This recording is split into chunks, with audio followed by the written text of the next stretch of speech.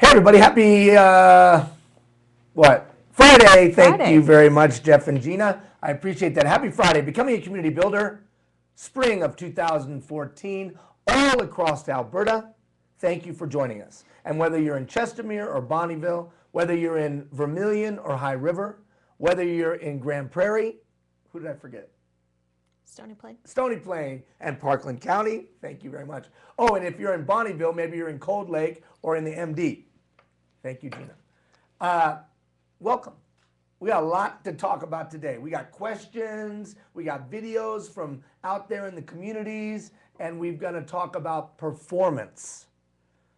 We're in the midst of talking about being an agent of change. The community builder is an agent of change. The first competency of that community builder, agent of change. But before we go any further, let me introduce and welcome our co-host for these coaching sessions. Her name is Gina, and we welcome her. Hi, Gina. How are you? Hello. How are you? You have like a halo around your neck, that chair that's behind you. I It's like that. Yeah, is that good? That's very yeah. nice.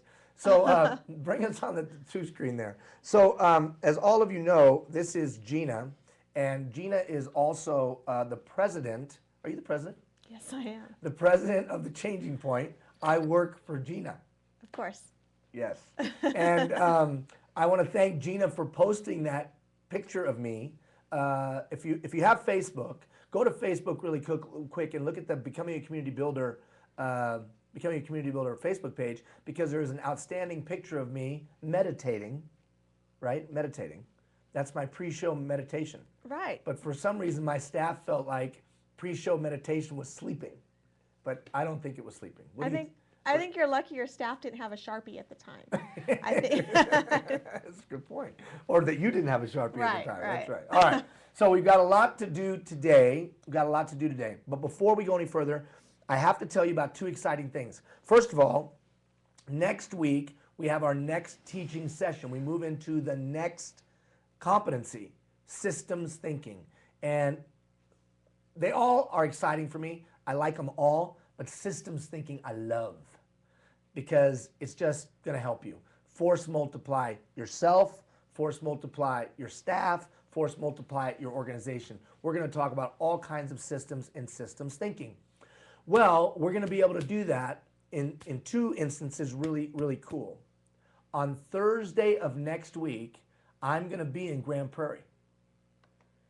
I'm going to be in Grand Prairie on Thursday of next week. Don't worry, Grand Prairie people, you're going to get an email on Thursday of next week, and we're going to do the session live for anybody that wants to come for free, obviously, live at the Pomeroy Hotel on Thursday night.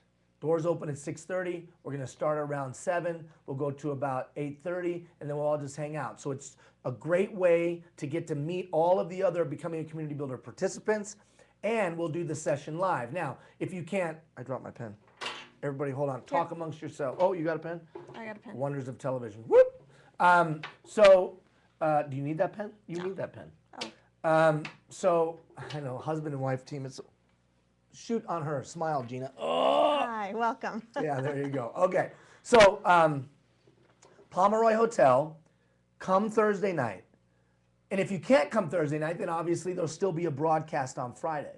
So Thursday night, if you want to come and do this session live, we're going to be at the Pomeroy Hotel, 6:30. I'll send you an email.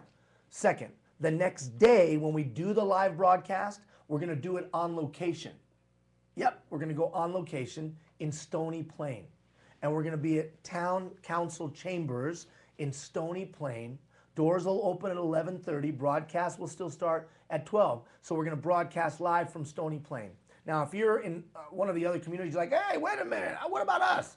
Trust me, we're trying to work it out so we get to do something live in as many of the communities as we can, because we just think that would be a cool way to draw people together, hang out, and not as much hang out with me, but hang out with each other.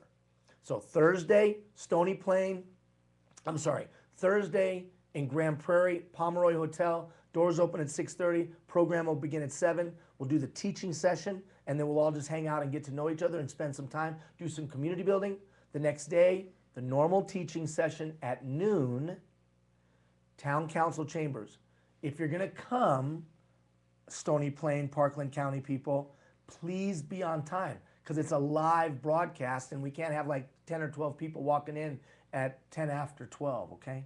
But in both instances, we'll send emails directly to the community to give you all the details, probably a couple of them between now, next Thursday, and Friday, because we think it'll be a lot of fun, right, Gina? We think it's going to be an exciting opportunity. Yeah, Yeah. I'm excited for it. I think that it will get great feedback from it, and people will come. I hope so, and it's a chance to build community. Okay. We've tried to agent of change. We've tried to introduce a concept and then allow that concept to filter out into 3 specific arenas, as I told you we would. The first, the concept, right? That to be an agent of change, to initiate any kind of change, you had to understand the barriers to change. And we think the number one barrier to change, trust.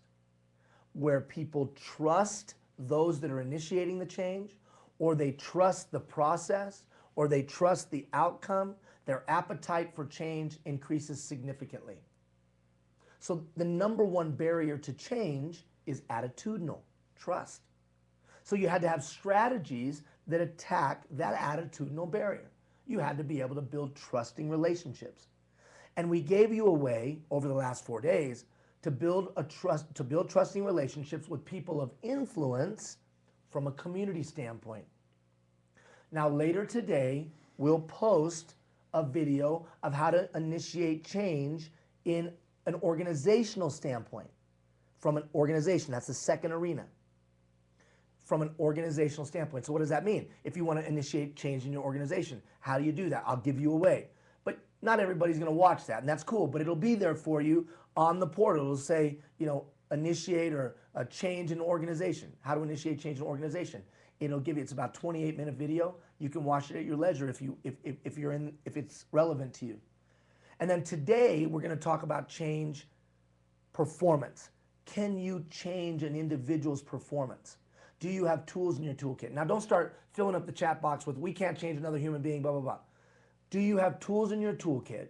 If you're a supervisor, manager, director, leader of people, formal leader, or if you lead employees, if you lead volunteers, not employees, if you lead volunteers. So whether you lead employees or you lead volunteers, what do you do with poor performance? Can you change and move poor performance to acceptable or standard or beyond standard, above standard performance? So an agent of change, the community builder, can initiate change in the community. They can initiate change within an organization. They can initiate change with one-on-one individual performance. I would suggest to you the community builder needs to do all 3. And we will, by the end of tomorrow, or by the end of next week, by next Thursday, you will have tools to do all 3. Okay? All right, before we go any further, though, I want to hear from one of your voices. This is a cool program that I want you to check out that's happening in Chestermere. The gentleman that's going to talk about it, his name is Evan, is that right? Pastor Evan, is going to talk to us about a cool community building initiative that Chestermere is kicking off and doing. It might be something that would be relevant to your community. He's telling us his story through our YouTube channel that you have access to, BACB Community Voices. It's about 1.5 minutes long. Check out what they're doing in Chestermere. Hi, my name is Evan DeWald, and I am the pastor at Lake Ridge Community Church, and I'm also the director of a new initiative that we're calling Mighty Neighborly. And Mighty Neighborly is simply come out of kind of a passion for several people in Chestermere to learn and teach how to become more hospitable to strangers among us, to neighbors, to new people who come to town. And so our vision in stage 1 is to become more welcoming. And so simply we have tried to put together a great package, a crate really filled with all kinds of good things that inform people about the social groups in our town, the businesses in our town, and just ways that they can get involved and volunteer. And so out of that comes our real desire to see people get to know their neighbors, to build relationships, and beyond just, hey, what do you do for a living? And to ultimately begin to care for each other in deeper ways. And so that's kind of what we're up to. I guess for me, the passion really comes from a desire to see people get to know each other and care for each other. I think that's what healthy communities do. And yeah, you can check us out at mightyneighborly.ca and see some ways that you might want to get involved. Thanks. Very cool. Thank you, Pastor Evan. You and I have met, and you're a good man. And appreciate you and all the people of Chestermere setting the pace, leading the way. This is what we want to do. You know, it can't just be about us. It's got to be about all the cool things that are going on in the community. So please, do me a favor. If you're interested in what they're doing there in Chestermere, you want to learn more, go to, what is it again? mightyneighborly.ca. Yes. .ca. If you want more information, email me or email Yvonne or email Gina, and we'll get you connected to Evan so he can tell you more about what they're doing. Sharing of best practices, the dynamic exchange of information is critical if we all are going to make the impact we want to make. So if you're doing something cool in your town, if you're doing something cool in your organization, if you're doing something cool in your neighborhood, let us know so that we can share that with the 1,200 community builders that are participating right now. So use that YouTube channel to tell your story, and then we'll tell it here on air, or we'll post it on the website. We'll get it out. One other piece on that. In just a few more days, we're going to launch something very exciting, a resource library on the portal. It's going to be headed up by an alumni. Her name is Kim Burby. She's out of Lacombe. She was becoming a community builder at Lacombe. And she's going to take this thing on and going to be soliciting best practices. You know, if you got a great fundraising idea, great fundraising letter, whatever, we're going to build a resource library from all of the different communities so you can go in there and grab what you need. We got to be able to provide value, but we can't provide value. At some point we're limited, but you, the 1,200 people plus the 1,000 that participated before, plus the 1,100 up in Fort McMurray, close to 4,000 people. When we have the people sharing information, something exciting happens. I just noticed that clock isn't moving. That's pretty good. So I better put this up here so I know that. I was like, I have plenty of time. It was the exact same time it was a few seconds ago. Okay. So, dynamic exchange of information. Now, Gina, I think you have a question. I do. A couple questions that came in. Don't forget now, we're taking your questions. So put the first thing up there. I never know what the first thing is. So we're taking your questions. You can give your question on the Facebook page. You can put it on the Facebook page. Or you can text it in. Right there, Alberta number, you can text it in. Next one, you can send in questions at becomingacommunitybuilder.ca. So you can Facebook, text, you can email, or you can put it right there in a chat box. Gina's looking at the chat box, but she's not looking at it right now. She's kind of looking all around at what she's doing. We got her in the double screen there. How many of you realize that Gina's not excited about being on camera? Yeah, that's right. Anyways, okay. So Gina, you have a question. Go. I do. This first one came in from anonymously. Anonymous. Thank you. Yes, very good. And it said, if I have only a couple people that I work with, how can I keep my survey anonymous? Okay, so Gina's talking about, and that questioner is talking about the personal performance survey, which was your assignment. Personal performance survey, which was your assignment 2 weeks ago. How can we proactively build trusting relationships with people? Ask for their feedback. Transparent leadership, authentic and sincere leadership. We ask you to send out 3 questions. Question number 1, what am I doing right? Question number 2, what am I doing wrong? Your suggestions for my improvement. Question number 3, if you could send me back to school, what class would you make me take? So I'm going to do 2 things. I'm going to answer that question and tell you what those answers might mean. If it was me and I only had 4 or 5 people that I work with every day or in my sphere of influence, then I would go to SurveyMonkey. It's SurveyMonkey, right? I would go to surveymonkey.com. And for free, you could create a little 3-question survey. It would give you a link. You would then take that link and email it out to everybody. They would go to that link, fill out the information, and you wouldn't know who responded. They would truly be anonymous. but then you would be able to go in and look at the answers without knowing who gave those answers. I know a number of you have done that, and you've actually allowed me to check some stuff out of your surveys to give you advice, which is cool. Another way you could do it would be Google Apps. If you're into Google, then in Google Apps, there's a survey app. And you could create, same thing, you'd create a survey, you'd send it out via a link, and then people could answer. I'm not that technology savvy, Ian. Well, if you're not as technology savvy, then it's simply putting it on a piece of paper, asking people to fill it out, slip it under your door, put it in your box, whatever it might be. I know that we've had situations where even moms have talked to families to get feedback, and it's been very powerful. Or dads have talked to spouses. The key here is this: I'm gaining feedback to help me be better. But more importantly than that, I would say, I'm gaining feedback so that I can build a trusting relationship. Now, what do you mean by that, Ian?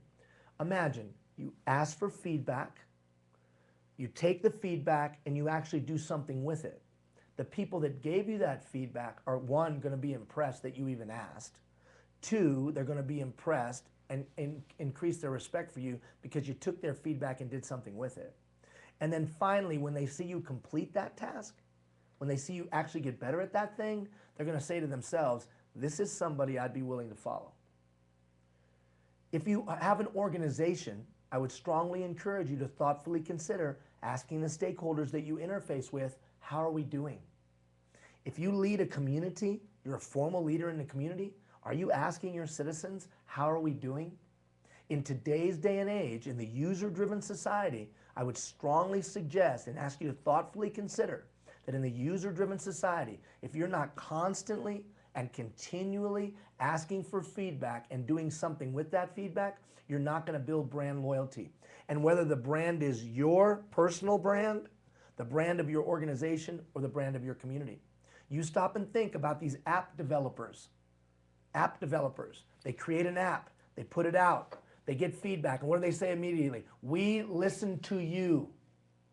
And then the people who are using their app feel like they're a part of the game.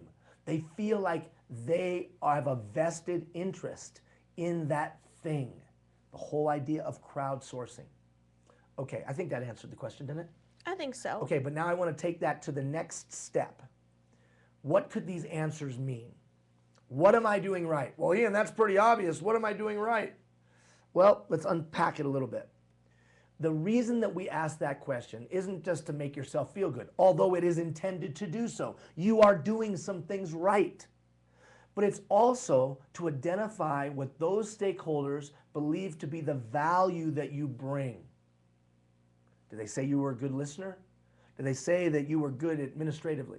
Well, what did they say you were good at? That's the perceived value that you bring on a regular basis. Now, what might be interesting is, what did you think people were going to say, and what did they actually say? It may reveal some value that you're bringing that you did not realize you were bringing, or it may reveal some value that you thought and you're not. So that's the purpose of that first question. What value am I bringing? Let people tell you. Second question. Well, that's pretty obvious too. What am I doing wrong? Suggestions for my improvement. Well, this is the one that everybody stumbles on, Gina. This is the one that everybody freaks out about because it's the one that, makes us feel vulnerable. It's the one that makes us insecure. It's the one that hurts. And I understand that. And I remember when I first started sending out this survey, when I helped run a large organization, it hurt what some of the people said. But I heard a quote, silly little quote, feedback is the breakfast of champions. And I believe that it is. So that feedback is to help make us better. But don't freak out over one comment. You're looking for trends. So in other words, if you send out 10 surveys and one person said you need to be a better listener and nobody else said that, I don't know. The trend isn't that you need to be working on listening. I still would look introspectively within myself. I would still say, why would someone perceive that? I would still look at it, but I wouldn't beat myself up. But if somebody said, better listener, better listener, better listener, better listener, then guess what? Maybe you need to work on listening. Now, what's funny is you have to look at that question in the context of the third question. The third question, if you could send me back to school, what class would you make me take? Well, that seems kind of silly, doesn't it? But it's just another way of asking the second question, right? It's just another way of asking the second question. If somebody says listening, and then you see repeatedly, you need to take communication class, you need to take communication class, you need to take a communication class, that validates the above. Now, I don't want you to take knee-jerk reaction from these surveys. You're looking for trends, and then if you see something pointed out in number 2, see if it was validated in question number 3. If you would like some advice or some suggestions, like a couple of you have already done, send me a note, and then I'll exchange some email with you. Might take me a day or two, but I will. And there's a nice lady, I'm not going to say you are, I sent you a note and I said, hey, let's get on the phone and I'll chat it out with you. I'm sincere about that. So you haven't responded to me, but I'm sincere. Let's just get on the phone. I got some suggestions for you, got a little bit of advice in the dynamic that your situation is. Let me just give you some suggestions. Give me a shout or I'll give you a shout and we'll talk. All right, what's the next question? Well, the next question is actually, I have a question. Okay. Oh, the president has a question. El Presidente has a question. Yes, El Presidente. How may I help you? I serve on a couple boards in my city, and In your realm? in my realm. Yes. And I know for a fact that the 100 cups of coffee strategy works. Yep. But I am having a really hard time convincing the rest of my board to utilize that strategy. Do they not trust me? I just don't understand why I cannot get this off the ground. Okay, go to a two-shot real quick here. Okay, so a little bit of background because I know the situation somewhat, right? So you have a board of long time established and you're the new board member, right? Mm-hmm. Long time established and you're the new board member. And some of you out there know exactly what I'm talking about. You have a board that's been doing certain things certain ways for a while. You have an executive director that's kind of set in their ways as well, right? And right, Gina? Right. And you're now the fresh blood. And there's a couple of others of you trying to get some change going, right? Right. Okay, so let's analyze why don't people want to change. So one, you're right, they might not trust you because they don't know your intentions. Right. You know, let's be honest. You bring a certain cachet behind you. Woman of the Year, you've been awarded a number of times, you've done projects all around the world, so there might be a little bit of intimidation there, right? Hopefully all that'll score me some points later. But anyways, but you know what I'm saying, that could make somebody say, oh, or they may not trust your intentions. She wants to come here and take over. She wants to make this her thing. Okay, that could be. Or they may not trust the process that you're articulating. Hey, we need to do these things. Well, yeah, but what process is behind it? And maybe you haven't had a chance to articulate the process. Or, as we've said before, they may not trust the outcome. So, Gina, what do you think would solve that trust problem? What do you need to do with those 5, 6, 7 people? What do you think you need to do? What would be the number one action you could take to overcome that potential trust barrier?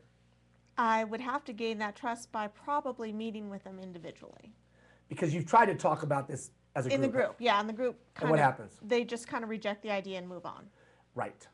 But I'm going to bet if you sat down, like we talked about all this week, and you had that cup of coffee, and the only thing you did in that conversation was get to know them. Yeah. Get to know that 5-year board member, the 10-year board member, the person who is the retiree and this is all they do in their life. If you took some time to really get to know them and they took some time to get to really know you, you'd build that bridge between you and them and then start talking about change. And that's what I would say to all of you agents of change. Gina's an agent of change. She's an award-winning agent of change. You can Google her, award-winning agent of change. She gets things done, she makes things happen. But even award-winning agents of change, when dropping into a new environment, the first thing you must do, build trusting relationships. Just come to me, because I know she's tired of being on there. Just build trusting relationships. Don't start talking about changing things. Don't start talking about what we need to do. Just start building those relationships. And in the building of relationships, you build that trust. And it's going to be a heck of a lot easier to bring something up in the middle of the board meeting because you'll already know what people think and what people feel. All right. Any questions in the chat box? Don't forget, ask your questions in the chat box. Ask your questions on Facebook. Pull that stuff up, Jeff. Just swing through it. You can text in your question. You can email in your question. You can chat box in your question. Okay? Gina, did that answer your question? It did. Follow up. I think some of us might have trouble articulating as good as you do when you're trying to explain the concept. So I think maybe with practice, it would work. Or maybe the key is don't try to explain. Don't try Right. to explain the concept. Just go build a relationship because knowing you personally, when people get to know you and they get to know your heart and they get to know that your intentions are pure, they get behind you. You've seen that over and over again. So don't go try to explain 100 cups of coffee. Right. Don't do that.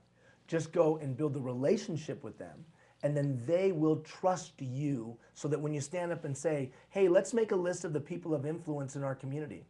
Let's all go have cups of coffee with them, and let's understand their needs, wants, hopes, desires.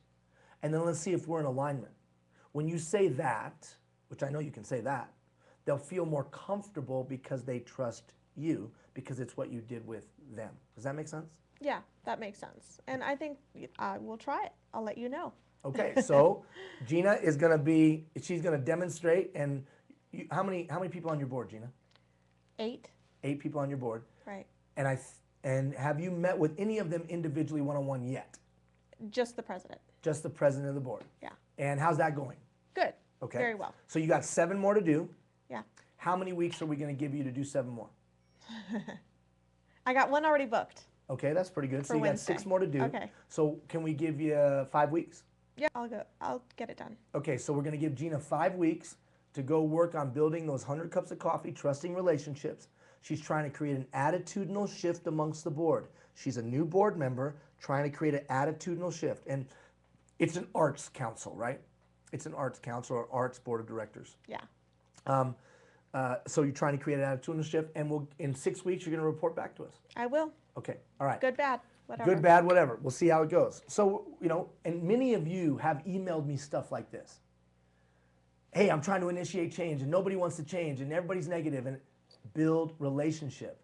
In that conversation where you're doing 80% of the listening, 20% of the talking, you know what you're going to find? You're going to find out what the barrier is.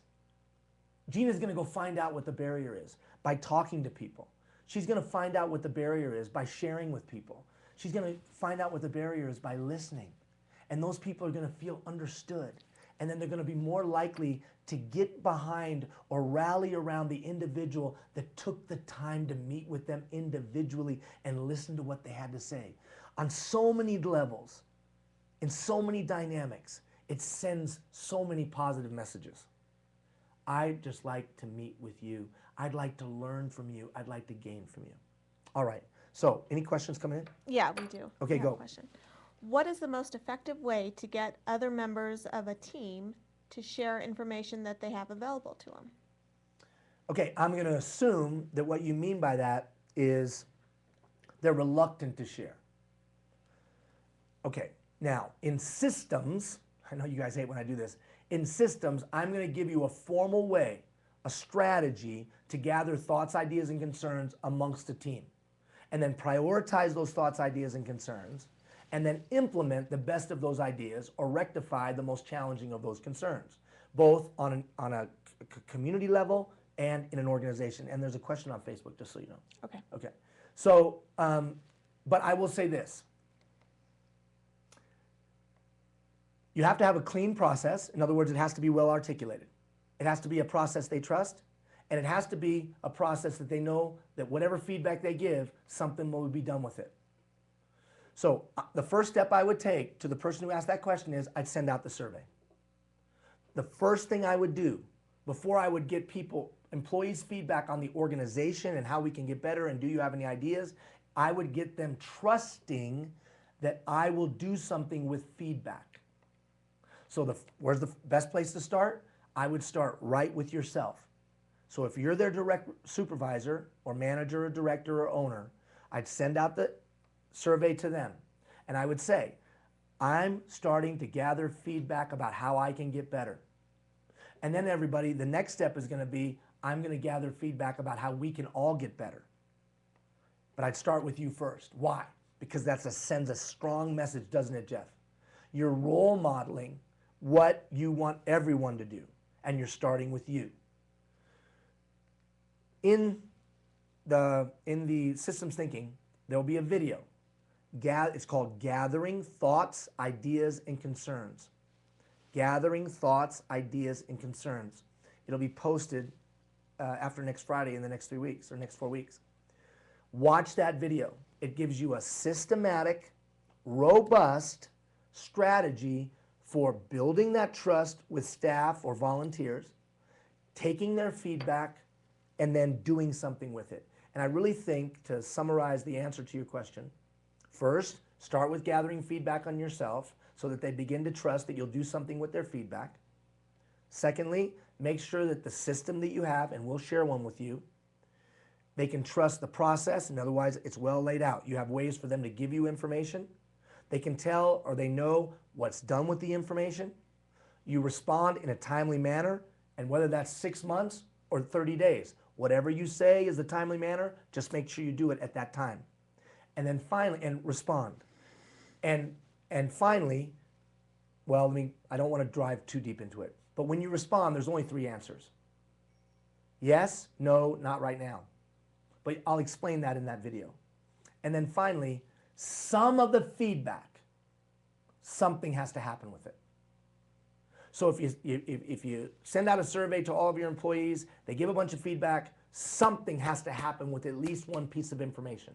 Why? So they begin to trust the process. So I think I gave you a 1,000-foot level of your question. Start with yourself. But there will be a more on-the-ground answer to that. Look for Gathering Thoughts, Ideas, and Concerns on the webpage in 2 weeks. It'll be up there in 2 weeks. Have a diagram, have handouts. It's about a 20-minute video. You can watch it at your leisure. All right, next. Well, on Facebook, Allison Stewart posted something similar to something that somebody just posted in the chat box. Allison says, what do you do when the people you want to have coffee with are so busy? And in the chat box, it says, what if you can't meet someone face to face? Okay, 2 things.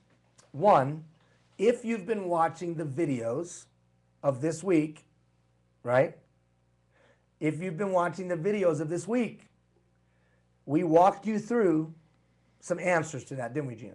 Yes. We walked you through some answers to that. So this week we unpacked the 100 Cups of Coffee strategy in videos ranging in length from what, 2 minutes to 8 minutes? 8 minutes, yes. Yeah, so we had 2 minutes, 4 minutes, 6 minutes, 8 minutes, I think. Take the time to watch those videos, please, because it unpacks the strategy and gives you the depth and the breadth. But I will say this, people are very, very busy. There's no doubt about it. And if someone won't meet with you, you and I both know they're meeting with somebody. You just need to find out who you know that has enough influence on that person to set up that meeting. So if someone doesn't have time to meet with you and they truly are sincerely busy, just get in their calendar. And maybe it will be 90 days from now. But that's probably not the case.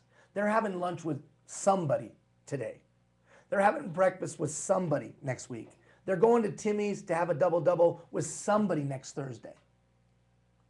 Just make the list of who you know that knows them, that has enough influence with them to help you get that meeting. That's the way, and bring Gina to 2-screen. Gina, would you agree with me that's almost the way we've done every single project we've ever done? Yeah, that has been the way. That's the only way we've done it. And whether that was a project in Kenya, a project in Newfoundland, a project in Alabama, a project in Ghana, it doesn't matter. It's the same way. Mm-hmm. I don't know these people, but dang it, I know someone who knows that guy. That guy won't meet with me, but I know someone that if he calls and sets up a little lunch, we'll have a lunch. Is that exactly how we've done it? That is exactly. But they don't can it be effective, just as effective, if you're not face to face? Okay, so let's Because we answer- don't talk about that. Okay, so you're right. We don't really mention that. So I'm not exactly sure what that means, unless that means that they're on another part of the country. Maybe. Could be, right? Another part of the country. I will say this. I have built great relationships with people that I've never met. Is that true, Gina? Yes. I mean, that's absolutely true, right? Right. I mean, we have built deep, trusting relationships with people who have never physically met. What's the key then? The principles, in my opinion, are exactly the same.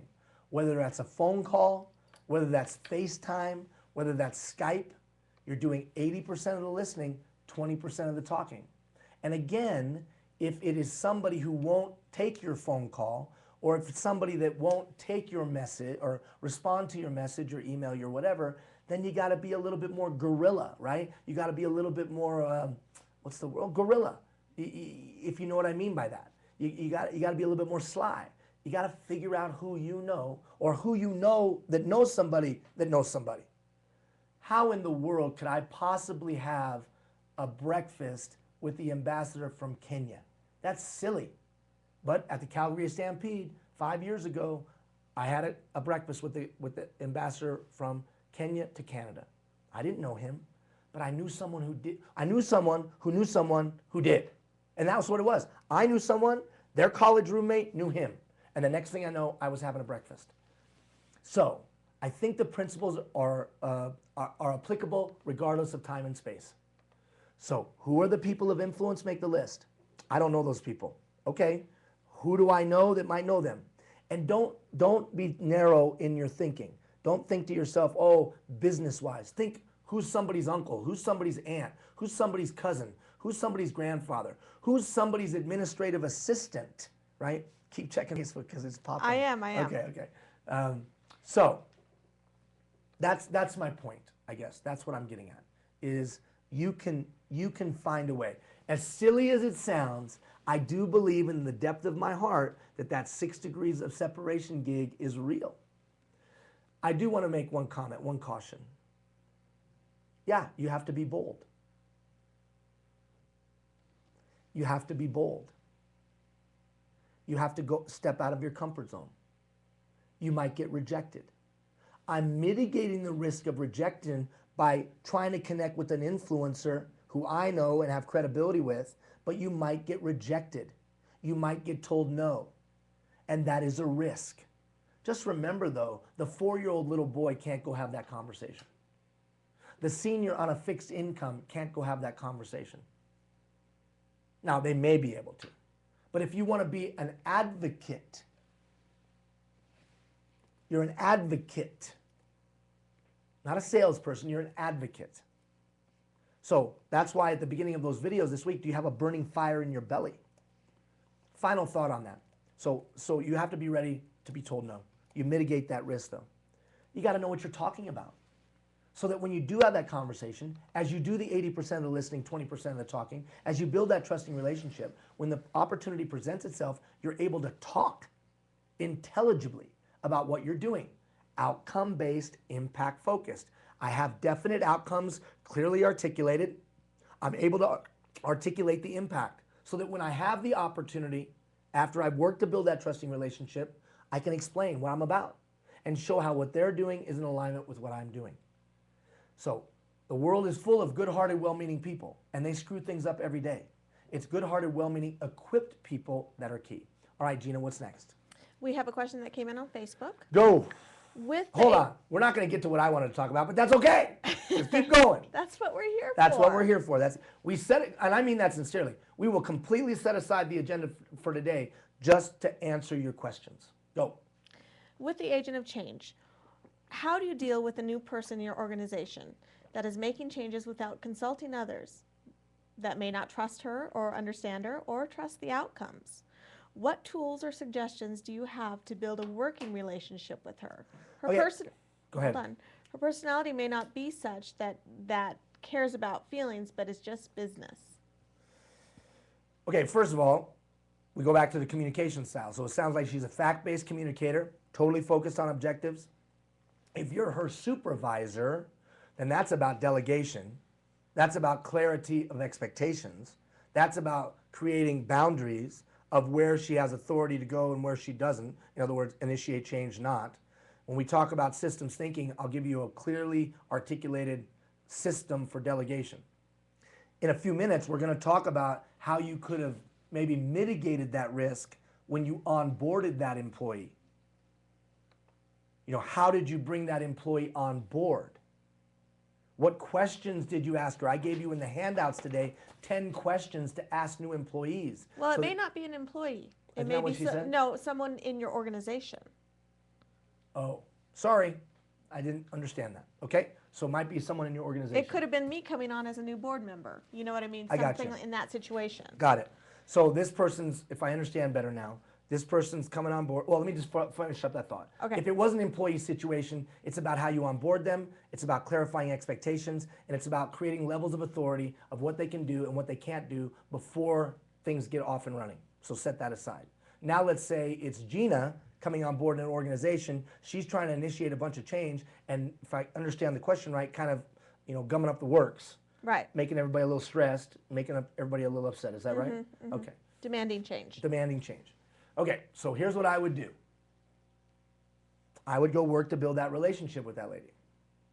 And I would find out who on the team has the deepest connection to her. And we might have to have a heart-to-heart. And it might, and that's why you got to do it relationally. It might sound something like this: Janice, we are so excited about the things you want to do. And we're so excited about the things that you want to accomplish. And we're excited about you being on the team.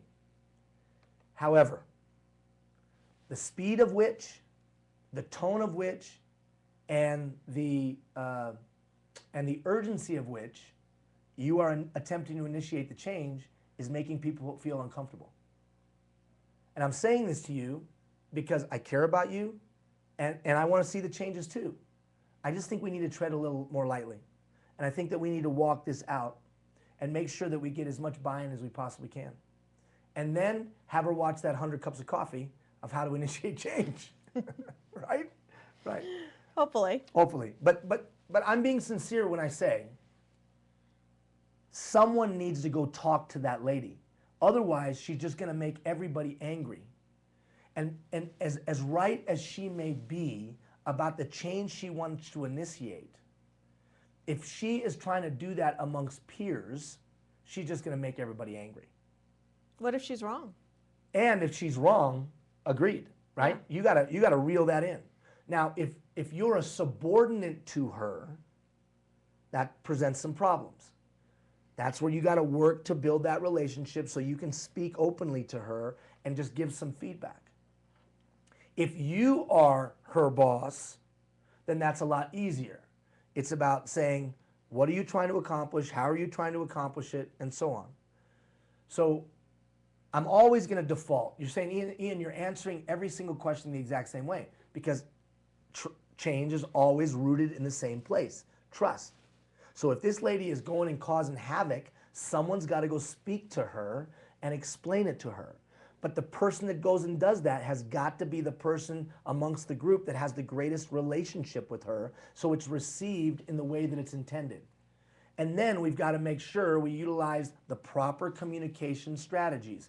And that's so perfect because this afternoon, there's a great little video that'll be posted on great communication and thinking through the sender, the receiver, the message, the conduit.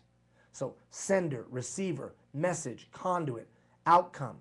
I'll walk you through that. So whoever just asked that question, watch that communication video that'll be up there later today, and it'll give you some good tips on how to go knock something like that out of the park. Go. I think we're good right now. I don't think we are. Like my phone's like blowing up, so Okay. check it again. See, she's the president, but on air I get to be like, pretty cool. All right. All right. I do want to get to this. I do want to get to this. Let me take the time. I said we were going to go till 10 after. So if you have questions, if you had questions,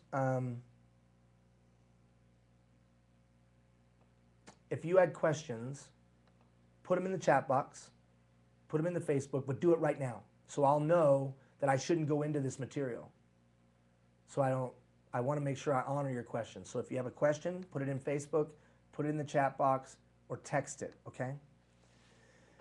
And I'll do a little preface on this while I wait for a few seconds to see if any more questions come in. So Gina and Yvonne and Stephanie, check all of our conduits of questions and then give me the big signal. One of the things that gets lost in being an agent of change. So when we think agent of change, I'm going to change things in the organization. I'm going to change things in the community. But what we forget, in my opinion, is that an agent of change has to be able to change the performance of individuals. Because that's really what it's about. So if you're a boss, formal title within an organization, supervisor, manager, director, owner, general manager, whatever, or you're a leader within a nonprofit or a volunteer organization or a social profit organization or a volunteer situation, you're the team leader, you run the canteen, you on the board of the Ag Society or whatever, you supervise volunteers. Either way, you've got to be able to, in my opinion, change performance. Because as much as we want to live in a Pollyannish world, if you don't have a way to recognize poor performance, correct poor performance, then you're going to have big trouble in a business, in a governmental entity, in a social profit organization. So for me, the agent of change can initiate change in the community. The agent of change can initiate change within an organization. The agent of change can initiate change with an individual. We've already talked you through the first one. There'll be a video this afternoon to talk you through the second one. And right now, I'm going to introduce some concepts to talk you through the third one. And then we're going to unpack it a little bit next week. Gina cautioned me and my staff cautioned me that we hit you with 4 emails last week, and my intention was to hit you with 3 more next week, so I won't do that, but we'll find some other ways to unpack these concepts. Why don't people do their jobs? And I got to be mindful of the time, and you shout at me if there's any questions, okay? Okay. Why don't people do their jobs? That's the bugaboo that all leaders bump into at some point. Why don't people do their jobs? And whether people is your paid staff, your seasonal volunteer, your long-term volunteer, whatever, why don't people do their jobs? Well, I believe that there's only 3 reasons why people don't do their jobs. That's it, 3 reasons, period. When you boil it all down to its root. 3 reasons why people don't do their job. Reason number 1, they don't know the expectations. No one has sat down and explained, like in the case of this lady that's running amok in an organization trying to create change. Maybe no one explained to her the process we use for changing things. No one explained to her exactly what her focus and purview and level of authority was. Maybe they didn't. Or no one explained to her the culture of the organization before she got in. No one explained the expectations. Yeah, but a change agent should shake the tree. No, a change agent should get things done. And sometimes you might need to shake a tree. But in today's day and age, try to avoid that as much as you can. Try to get as many people in the tree on board. Do the people that you lead clearly understand the expectations? 1, you could have a job description. 2, you could have job expectations. Those are some formal ways. You could even have a formal onboarding. But even with those, here's what happens oftentimes. That person comes into the organization. The person that they're working with says, they probably told you a bunch of stuff. Don't listen to all that. I'll tell you how things work around here. Right? So I'm not talking about the written expectations. I'm talking about, have we communicated the cultural expectations? Or do we even have one? Or has that culture organically grown up? Expectations. Are the people that you're leading, paid staff or volunteers, clear on exactly what's expected of them? If it's not, then how could you possibly think you were going to get your expectations met? Number 2, they don't have the ability, the tools, or the training. Oftentimes, especially in the dynamic labor market that Alberta is in a number of different regions and frankly across the province, people get hired because they got a pulse. They seem to be lucid. I need someone on my team. Get in here. So oftentimes they may not have the ability to do that specific job. I've had that happen. You bring somebody on the team, and that person articulates that they have certain capacities, certain abilities, and certain competencies. And you take it at face value. You don't drill in. You don't ask probing questions. You don't figure out what their abilities really are. And I'm giving you a tool to do that. And the next thing you know, you get on board and you're like, can you do this? Oh, no, I don't know how to do that. Well, can you do this? No, I don't know how to do that.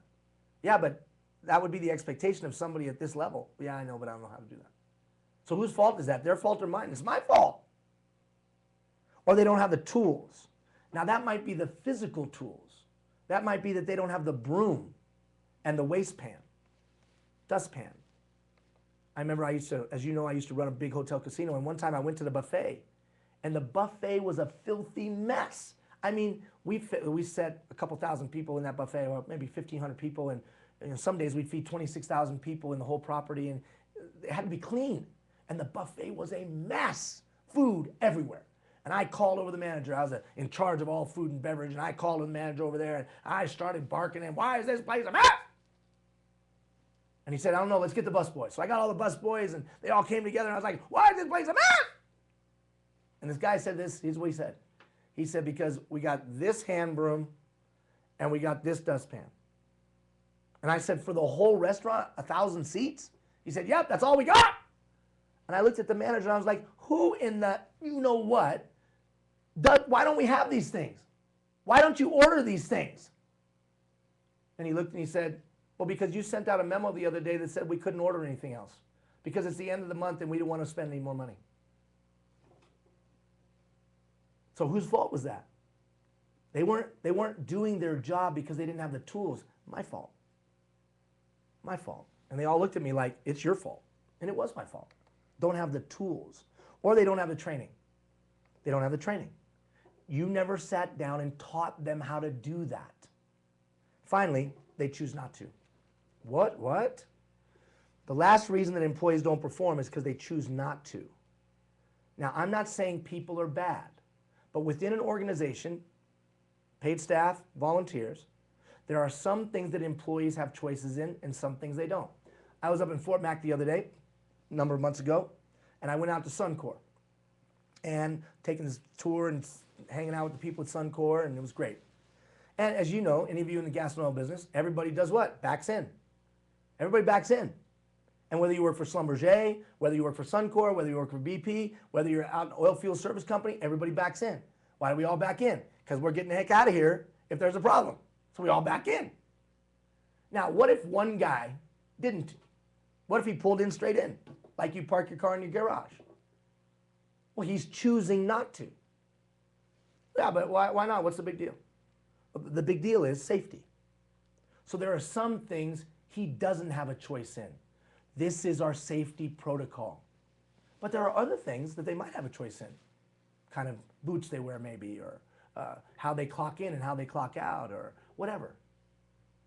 Usually what happens, or oftentimes what happens, is employees get those two things confused. Or volunteers get those two things confused.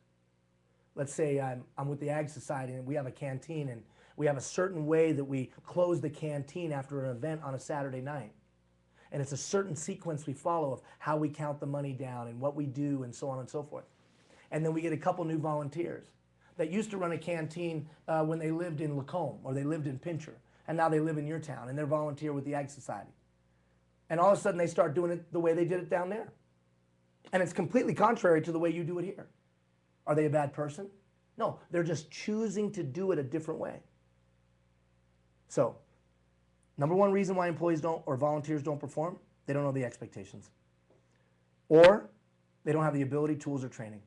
Or they choose not to. Who is responsible for all three of those, Gina? Who's responsible for all three of those? The leader. The leader. The leader is responsible for all three of those. The leader is responsible to clarify expectations. The leader is responsible to hire the right people that have the ability, or provide them the tools, or provide them the training. And the leader's responsibility is to clarify what people have a choice in and what they don't. That's it. Know that as a leader, your treatment of employees or volunteer has a positive or negative effect on that how employee, volunteer views you personally, as well as how they view the organization as a whole. and the quality of time that an employee spends with his or her family. You and only you can create an upbeat, positive, highly productive environment for the employee to work in, or an environment that encourages low productivity, poor morale, and complaints. The way you approach your job is the key to successful employers or volunteers, period. There was just a huge study. Maybe you saw it on CBC. They published it there. It was down in the Wall Street Journal, all kinds of places. It said the number one key to employee satisfaction, their direct supervisor. The number one key, don't you say a word. Don't you say a word. Don't you say a word. Do you know how many times, never mind, I'm not even going to that. So, you know how many times Gina's fired me? She's fired me a lot. I've quit a lot too. Yeah, you've quit a lot too, that's Yeah. right, that's right. So the number one key to employer volunteer satisfaction, whoever they deal with directly from the organization, they build their organization loyalty, brand loyalty, if you will, based on who supervises them. Look at that little diagram. Here's where somebody's at today. Here's what they can become. It's the leader's job to get them across the gap. I call it, you may have heard of it, coaching. But we put a unique spin on it. So obviously, looking at the time, I'm not going to have time to go into it, even though that we said that we would go till 10 after. So I gave you a handout of 7 pages. And it's really, really important to me that those of you that supervise people, as we send out this information, I promise I won't inundate you with emails next week. But what I will do is, we'll at least send out one email, and then I'll post on the website. So those of you that supervise people, that this would be relevant and meaningful information to you, can go and get it off the website. Does that sound good, Gina? Yes. We'll do it that way. And I think that way we won't inundate people, right? So we'll post it up there. But I want to quickly unpack this.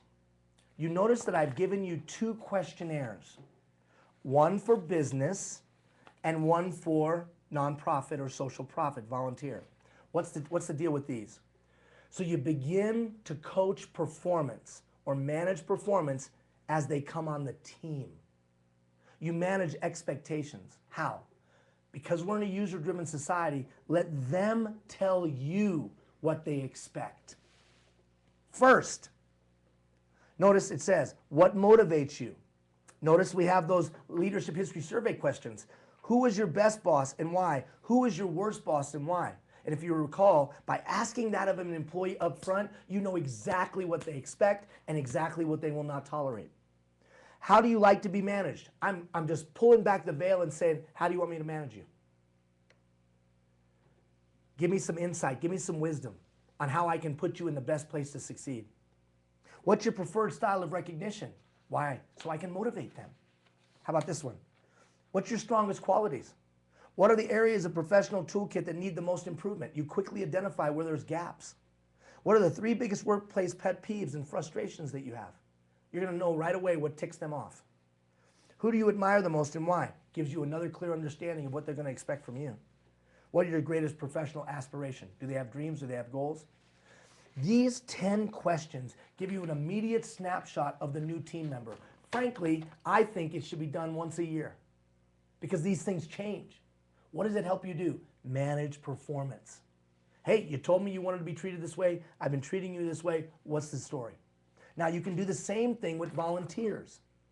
If you're a volunteer organization leader right now, paid staff or board member, I strongly encourage you, get as much information, not name, phone number, address, bank account number from volunteers.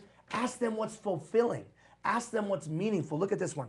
What motivates you to volunteer? What is the hardest thing about doing your volunteer work? What do you think you found most rewarding of being with Let Them Be Kids? That's our big charity. You know, what could be done to make the volunteering more rewarding to you, and on and on and on. How many hours do you have? How many months? How much time a year? Indicate important factors of volunteering with Let Them Be Kids. Rank the top 3. What have been your most memorable LTBK moments so far? Why do we do that?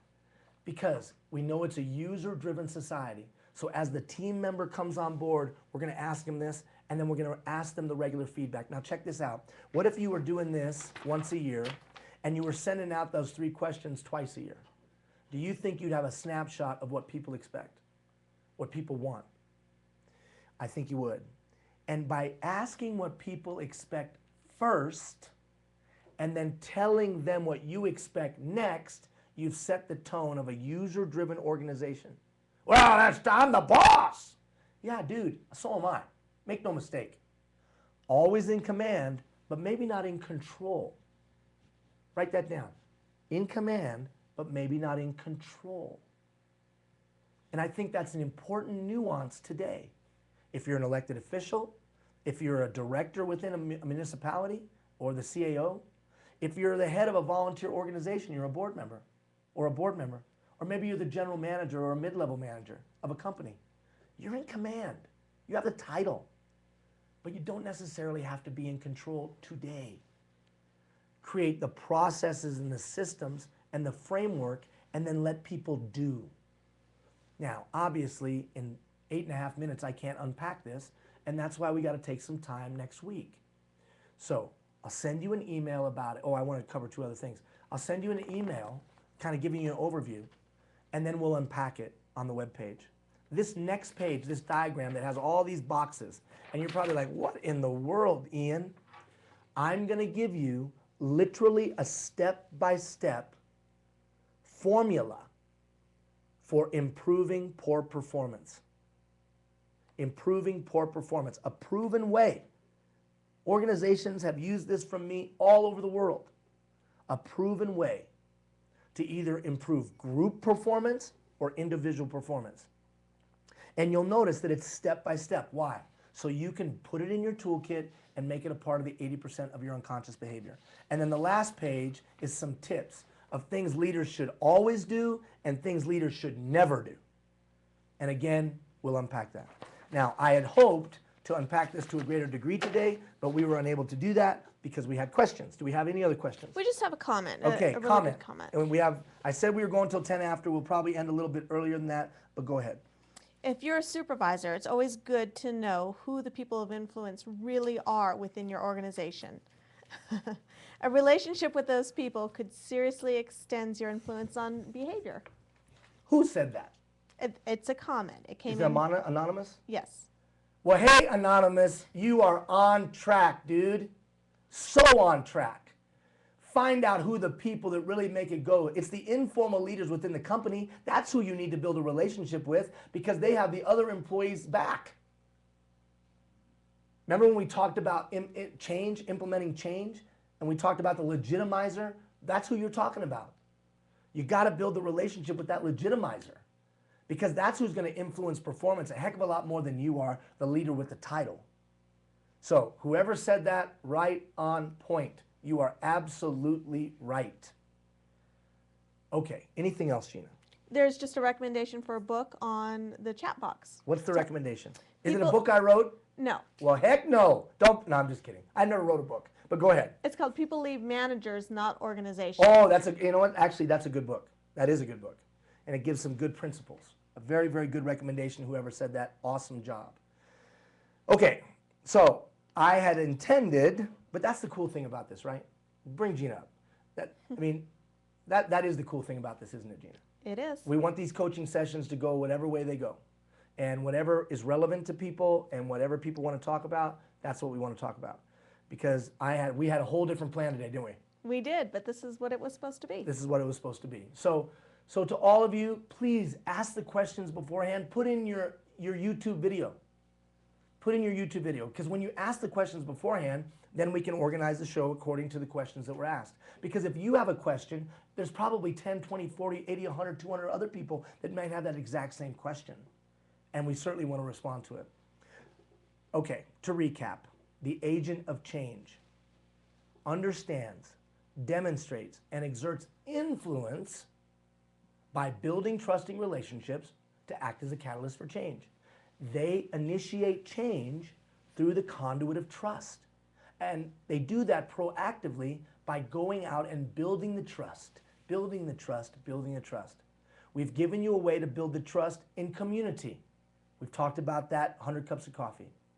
Later today, all you have to do is go to the website and look for Mastering the Power of Change. It'll just say Mastering the Power of Change, Implementing Change Within an Organization. That's about a 28-minute video of how to implement change in an organization. Next week, I'm going to unpack these principles that we started today about how to implement change, a process for implementing change, and taking a poor performer to standard or beyond beyond standard performance. It works. So if you supervise people, pay attention next week. And I'm not saying that for you, although I do love you, and I mean that sincerely. I'm saying that for the people you supervise, because you have the greatest impact. The person that directly supervises has the greatest impact on them personally and on their family. So being an agent of change just isn't about out in the community. It's also about being able to change an individual. Don't forget, we're going to be in Grand Prairie Thursday night at the Pomeroy. It's free. We want you to come, not just to meet me, not just to do the next competency, systems thinking, but more importantly than either one of those, to meet the other 334 people that are participating in Grand Prairie. It's time for all of you guys to get to know each other. You're like-minded. You come from all kinds of different sectors, but you're like-minded. Let's get you all together and let's hang out for a couple hours. Doors open at 6:30. The next day, Stony Plain, Town Hall, Stony Plain Town Hall, Parkland County, Stony Plain, come on down, 11:30. But remember, we're doing a live broadcast to the rest of the province, so please don't come rolling in at 12:10. Just get in your seat a few minutes before 12, and we'll have a good time, and it'll be live audience, and we'll shout out to the rest of the province, okay? Hey, look it, bring Gina up. We represent the rest of the Becoming a Community Builder team. Stephanie and Yvonne and Jeff Dudley and Jeff Fast and Keith and Darla. We love you. And I mean that. We love you. We love you. And if we want to make positive change, it's going to be you that's going to make that change.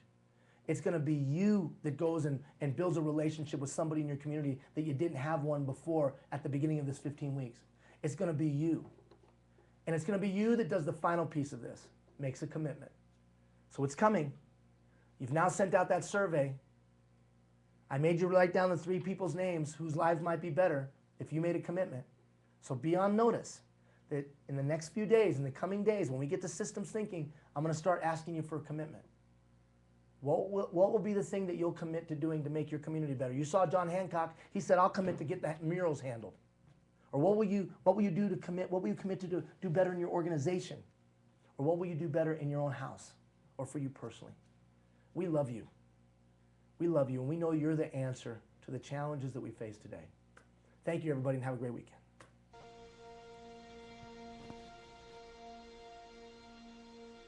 There comes a moment when my heart must stand.